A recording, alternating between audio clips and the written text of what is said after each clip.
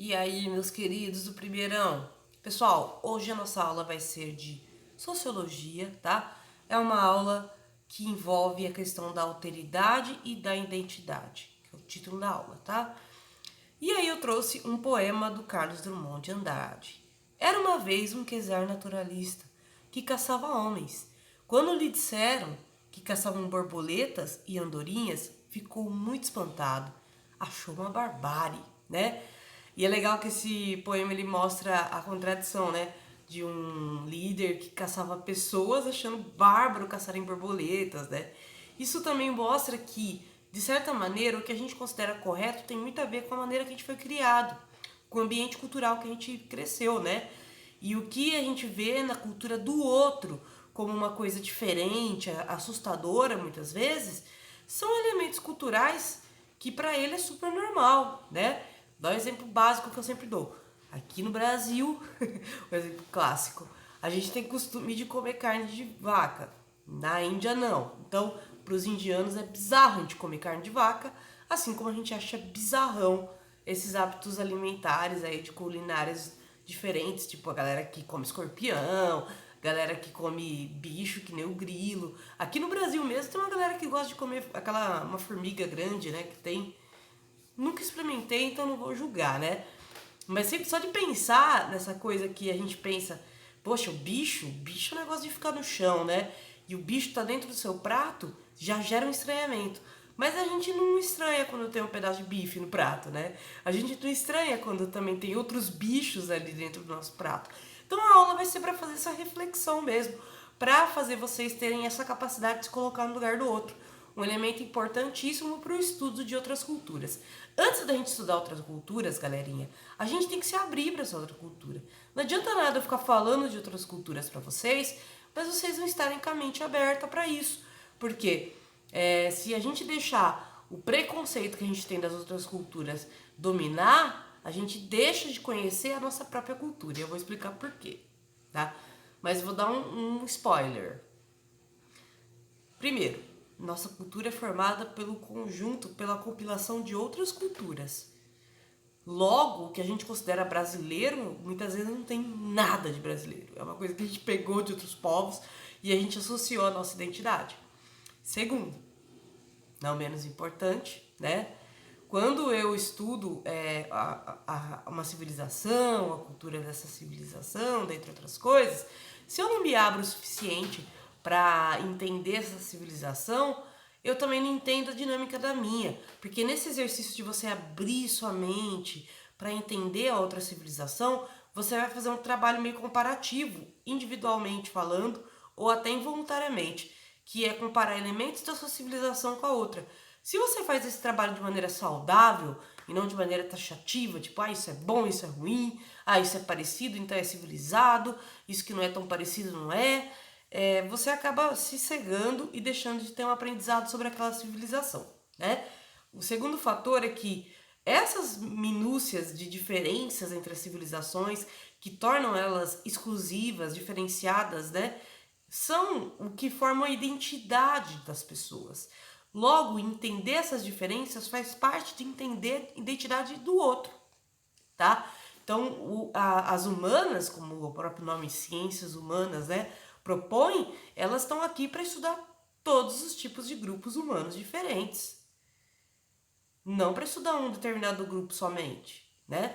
Então, é papel das ciências sociais e das ciências humanas compreender essas diferenças, não simplesmente catalogar, mas se colocar no lugar delas e a partir daí conseguir ter uma visão mais próxima, né, daquelas culturas, tá bom?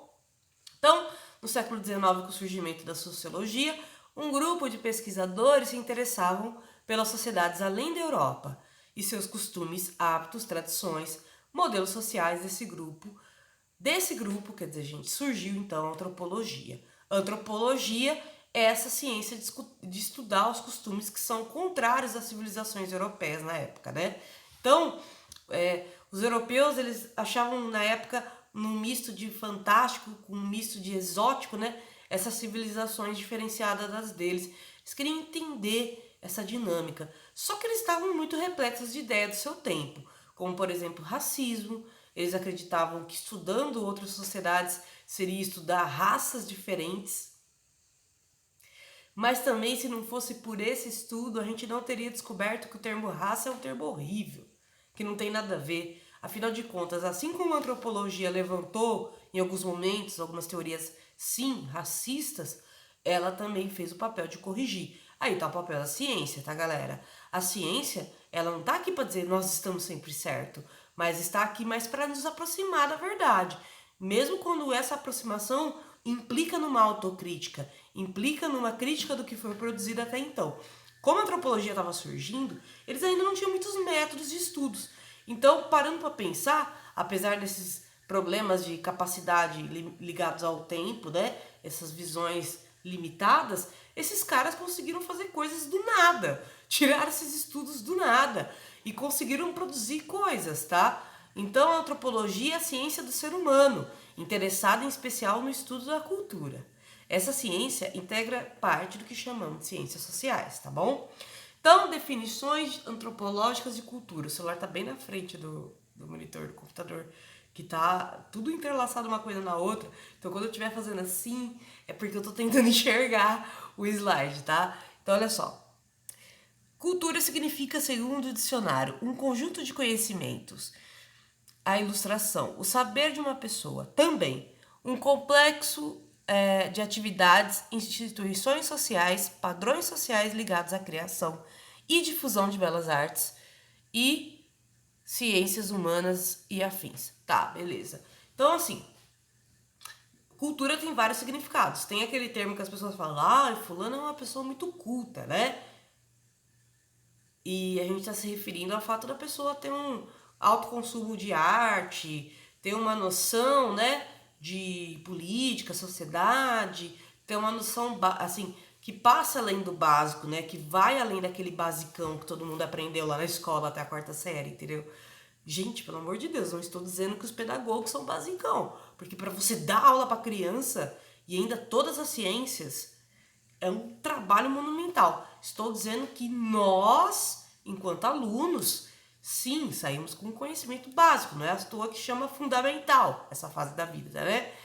E aí, quando você transcende esse fundamental, quando você passa a ter o que o Clóvis chama de bril, né? Você consegue ser chamado de ser culto, né? Uma pessoa que tem cultura. Só que a antropologia vai entrar em contraste com essa visão também. Por quê? Para a antropologia, todo ser humano é capaz de produzir cultura. Não existe um ser humano aculturado simplesmente. Aliás, se existe alguém aculturado, teve um processo para isso acontecer. Que é tipo, basicamente o que os portugueses fizeram com os indígenas, né? De tirar todos os elementos da cultura deles e substituir por outros, por elementos da cultura europeia. A língua, a religião, né? Dentre outras coisas. Tanto é que os antropólogos vão estudar justamente esses campos da sociedade, porque esses campos fomentam as identidades. Se os colonizadores estavam tão interessados em converter os indígenas em pessoas cristãs que falavam português e que tinham uma cultura portuguesa, né, de vestir-se parecido com eles, dentre outras coisas, isso é um elemento a ser estudado. Se a colonização acontece dessa maneira, né? Claro que com muita violência também no meio, estou falando da parte de alta sofisticação da colonização, né? Que é essa ideia de, olha, eu estou vindo aqui para me misturar com você, estou vindo aqui para adquirir cultura com você, vamos trocar elementos culturais, e acaba que não trocou coisíssima nenhuma, né? Foi substituída uma cultura pela outra. Quando acontece isso, realmente aí a gente pode falar que teve um processo aí de aculturação, de retirada da cultura do outro e substituição, tá? Imposição cultural. Nossa, gente, na época que eu fazia faculdade de História, eu penei com essa disciplina, hein? Nossa, se a professora Marisa uma hora ver minhas aulas e estiver vendo essa aula, Marisa, muito obrigada. Você teve uma paciência comigo que, sério, toda vez que eu penso em perder a paciência com o aluno, eu lembro. Porque todas as aulas eu chamava atenção na Marisa, porque era um assunto que era muito difícil para mim. A gente que é da história está acostumado com uma visão mais econômica, baseada nos modos de produção, de repente vem uma visão cultural e faz assim, ó, que tapa na cara e desfragmenta todas as lógicas de metodologia que eu tinha até então. Então foi muito difícil para mim entender antropologia. Foi um negócio que demorou para entrar na minha cabeça, mas entrou pela paciência da minha professora querida aí. Uma pessoa incrível, inclusive. Altas caronas, inclusive, porque ela é daqui de Taquaritinga, né? Professor parça é assim, ele te dá carona, te ajuda com livro, te ajuda com leitura, te ajuda com PDF, né? É uma coisa legal e que eu tento carregar e levar para meus alunos também, né? Então, na segunda metade do século XIX, o antropólogo inglês Edward Burnett, que viveu em 1832 até 1917, era vinculado ao evolucionismo social, apesar de ter colaborado para a criação da antropologia, tinha crenças que o ser humano era determinado pelos seus locais sociais apenas. Pessoal, quando ele fala isso, ele quer dizer o seguinte, que a posição geográfica que as pessoas estavam, né, explicava a maneira delas se vestirem, explicava certos costumes. Até certo ponto ele tá certo. Por quê? Realmente, as condições geográficas determinam fatores da cultura, sim. Então vamos falar, por exemplo, a questão do Egito e do Nilo. Como dizer que isso não definiu a cultura egípcia? Como não dizer que o rio Nilo e toda a questão da inundação dele e tudo mais não definiu a cultura egípcia? Definiu o calendário egípcio, definiu a sociedade egípcia. Até a parte religiosa da sociedade se voltava para o rio Nilo, a organização de produção também. Então, em termos, ele estava certo. Porém, quando a gente fala de antropologia, e aí que estava a minha dificuldade, a gente não pode generalizar, porque da mesma maneira que o Egito criou essa relação com o rio Nilo, talvez outra sociedade não teria a mesma relação. Teria uma relação no sentido de usar o rio, mas não teria a mesma relação tão profunda, né? Isso foi um significado que a civilização egípcia deu para essa relação com o rio Nilo, né? Outra coisa, porque se a gente fosse ver, por exemplo, entre uma questão local, faria muito mais sentido a gente viver com os indígenas. E faria muito mais sentido, inclusive, os indígenas atuais, tá, galera? Porque a gente tem que tirar essa ideia do indígena só de 1500, que todo mundo que ainda é indígena vive com 1500, porque não é assim. A gente teria uma ideia de ecofuturismo, né? Que é uma coisa meio o que o indígena propunha, que é saber conviver com o meio ambiente, mas ao mesmo tempo ter as cidades, ter a civilização, mas não desgastar esse meio ambiente e saber usar os elementos do meio ambiente para a construção da cidade ou da aldeia. Então é uma maneira mais inteligente de conviver com a natureza, certo? Outra coisa que seria interessante é o sistema de estradas indígenas, que é um sistema onde todas as cidades, né, ou as aldeias se conectam entre si, né? Então não é uma cidade central, tipo São Paulo, que conecta as outras, não. Todas as cidades tinham uma conexão entre trilhas, entre os rios, né? Eles tinham um sistema muito inteligente de se conectar, inclusive por conta de ocasiões de guerra, né? Quando eles precisavam rapidamente pedir ajuda, né, para outra sociedade, tá? Então, mas aí ao mesmo tempo a gente tem um caso, por exemplo, que eu falei do Brasil, né? Não tem como falar que as determinações geográficas determinam os fatores culturais, sendo que muitos fatores culturais nossos vieram da Inglaterra, vieram de Portugal, que é outra parada quando se trata de condições geográficas, tá, meus queridos? Então, ele é conhecido por aplicar o método comparativo, que é essa coisa de pegar os elementos de uma civilização e comparar com a outra, mostrar as diferenças, né? E isso dá é importante também porque mostra as características exclusivas, né, de algumas sociedades, coisas que são características da identidade daquele povo e que geralmente, muitas vezes, podem não coincidir com a identidade de outros, tá? Ele combateu a ideia da cultura inferior e superior. Isso foi a coisa mais legal que esse antropólogo fez, que foi trazer a ideia de que toda cultura deve ser estudada e respeitada e sim observada, e não só a cultura europeia, porque fez grandes avanços tecnológicos. Não, a gente tem que entender que tecnologia de sociedade para sociedade varia a partir da necessidade daquela sociedade muitas vezes, certo? Sei lá, quando os portugueses chegaram no Brasil, eles consideravam a caravela uma mega tecnologia. Só que para os indígenas, né, a canoa era muito mais útil, porque eles costumavam usar o rio, né, e não desbravar mares, assim, né, não era Não era uma coisa, uma meta para eles. Logo, aquela tecnologia de alta sofisticação que era a caravela não era tão interessante para eles quanto um facão, né? Quanto um espelho, porque dentro da utilidade do dia a dia deles era muito mais interessante, tá? E é claro, gente, só reforçando, eu sei que eu já falei isso para vocês, mas não existe esse mito de que o indígena trocou terras por espelho. O que acontece foi que ele trocou produtos por outros. Quando começa a ter essa expropriação de indígenas das suas terras, são através de guerras. Guerras de conquista, no sentido de os indígenas foram atacados tanto no sentido da identidade, através da conversão ao catolicismo, quanto no sentido bélico mesmo. Porque muitos desses jesuítas levavam canhão, levavam armas. E tem gente que fala, não teve guerra na colonização do Brasil. Não só teve guerra, como teve guerra, inclusive entre sociedades indígenas. Porque alguns indígenas consideraram grupos indígenas como os tupinambás, né, que se aliaram em alguns momentos aos portugueses, como traidores, tá? Então, assim, complicado. O alemão Franz Boas, eu não sei se é assim que se pronuncia, sou péssima em alemão, né, como todo mundo já sabe. Ele viveu em 1858 a 1942. Parte dos seus estudos foram nos Estados Unidos. Ele era alemão, provavelmente durante a época do nazismo ele zarpou, né, da Alemanha, como qualquer pessoa que tinha cabeça que pensava, né? Concluiu que era possível ter uma noção de cultura se estudasse, não somente estudasse, né, mas vivesse na comunidade que se estuda, a ponto de conviver com o seu estudo. Passou um longo tempo pesquisando sociedades indígenas do oeste americano. Chegou à conclusão que deveriam abolir o termo raça. Não existem ligações entre traços físicos e mentais, meramente. Ou seja, o que ele falou é que a melanina da cor da sua pele não vai influenciar na sua mentalidade.